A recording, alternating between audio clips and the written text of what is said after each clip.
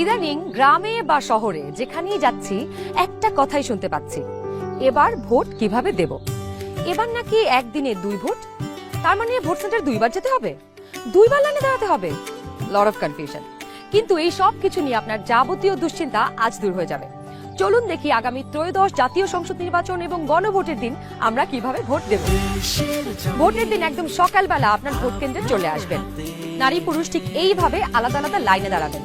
লাইনের শুরুতেই আপনার ভোটার ক্রমিক নাম্বার উল্লেখ করে লেখা থাকবে আপনি কোন কক্ষে ভোট দেবেন। ভোট কেন্দ্রের কোন কক্ষে আপনি ভোট দিবেন সে বিষয়ে আনসাররাও আপনাকে সহায়তা করবেন। এরপর আপনি সোজা চলে যাবেন আপনার ভোট কক্ষে। কিভাবে নারী এবং পুরুষ ভোটারদের আলাদা রুমে ভোট গ্রহণ করা হচ্ছে চলুন দেখে আসি। কক্ষগুলোর বাইরেও ভোটার ক্রমিক নম্বরগুলো লেখা থাকবে। প্রথমেই একজন পোলিং অফিসার আপনার নাম এবং ভোটার নম্বর জিজ্ঞাসা করবেন। তারপর আপনার চেহারার সাথে আপনার ভোটার তালিকায় থাকা ছবি মিলিয়ে দেখবেন। এটা আমি, এখানে একটু খারাপ আসছে ছবি। বাবার নাম আনিসুজ্জামান।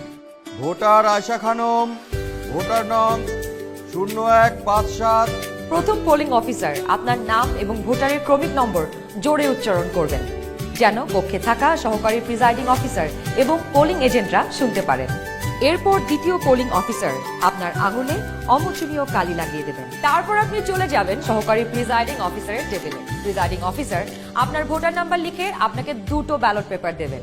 জানি এবার গণভোটের জন্য গোলাপি ব্যালট, আর সংসদ সদস্য নির্বাচনের জন্য সাদা কালো ব্যালট।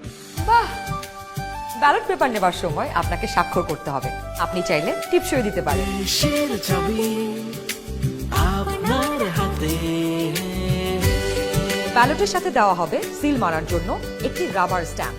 আপনি 2টি ব্যালট এবং রাবার স্ট্যাম্প নিয়ে ভোট দেবার গোপন কক্ষে যাবেন। এবার কিন্তু সময় বাঁচানোর জন্য অনেক ভোট কেন্দ্রেই 2টো গোপন কক্ষ থাকবে, যাতে একই সময়ে 2জন ভোটার 2টো গোপন কক্ষে ভোট দিতে পারেন। গোপন কক্ষের ভেতরে আপনি কিভাবে ব্যালটে সিল দিবেন চলুন দেখি। গণভোটের গোলাপি ব্যালটে হ্যাঁ এবং না 2টো ঘর থাকবে। সংস্কার বা পরিবর্তন চাইলে হ্যাঁতে সিল মারুন। গণভোটে আপনি হ্যাঁ দিলে সবগুলো সংস্কার পাবেন, আর না দিলে কোনো সংস্কারই পাবেন না। এরপর ব্যালটটি লম্বালম্বি ভাঁজ করুন, যেন সিলের রং অন্য ঘরে না পড়ে। এরপর আড়াআড়ি ভাঁজ করুন। সংসদ সদস্য নির্বাচনের জন্য সাদা কালো ব্যালটটিতে থাকা আপনার পছন্দের ব্যক্তি বা দলের মার্কায় সিল মারুন। সিলটি কিন্তু নির্ধারিত ঘরের বাইরে যাওয়া যাবে না। মার্কার বাইরে সিল পড়লে আপনার মহামূল্যবান ব্যালটটি বাতিল হয়ে যাবে। সিল মারার পর এই ব্যালটটিও প্রথমে লম্বালম্বি ভাঁজ করুন, যেন সিলের কালি অন্য মার্কায় না লাগে। এরপর আড়াআড়ি ভাঁজ করুন। এবার গোপন কক্ষ থেকে বের হয়ে স্ট্যাম্পটি সহকারী প্রিজাইডিং অফিসারকে ফেরত দিন এবং একই ব্যালট বক্সে 2টি ব্যালট পেপার ফেলুন। ব্যাস, হয়ে গেল একদিনে 2 ভোট। একদম সহজ, তাই না?